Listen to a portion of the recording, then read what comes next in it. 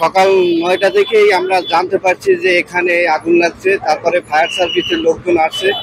এখন বাজে যেহেতু ৪টার বেশি, এখন আগুন নিয়ন্ত্রণে আসে নাই, যদিও অনেক লোকে এখানে ভিতরে, অনেক ফায়ার সার্ভিস কর্মীদের আহত। আমরা সকাল ৯টা থেকে আমাদের সকাল ৭:৩০ থেকে এখানে তেজগাঁ কলেজ বিএনসি ড্রিল থাকে, আমরা ড্রিলে অংশ নিয়েছিলাম। আমাদের প্রতিদিনের কাজ এটা। অংশ নেওয়ার পর এক পর্যায়ে আমরা সকাল ৯টার দিকে জানতে পারি যে এখানে আগুন লাগছে। আমরা প্রথমে এসে অনেক রেস্কিউ করার চেষ্টা করছি, যা যা জিনিসপত্র ছিল, কিন্তু আসার পরে ধোয়ার কারণে এত পরিমাণ ধোয়া ছিল যে আমরা কিছু করতে পারিনি। তখন আমাদের ৯:৩০টার দিকে ফায়ার সার্ভিস চলে আসছে। ওনারা অনেকটাই ওনাদের সাথে আমরা হেল্প করার চেষ্টা করছি। ১২টার দিকে আগুনটা কোনো মতো নিয়ন্ত্রণে আসছে, কিন্তু আমরা মেন উৎস এটা ফায়ার সার্ভিস খুঁজে পাইনি। দেন ১টার দিকে ওনাদের যে মেন ফোর্সটা ছিল, ওনারাও আসছে। আসার পরে কাজ চলতেছে এখন কন্টিনিউসলি। এখনো ধোয়ার কারণে ওনারাও কাজ করতে পারতেছে না, আমরা ওনাদের হেল্প করতে পারতেছি ভিতরে।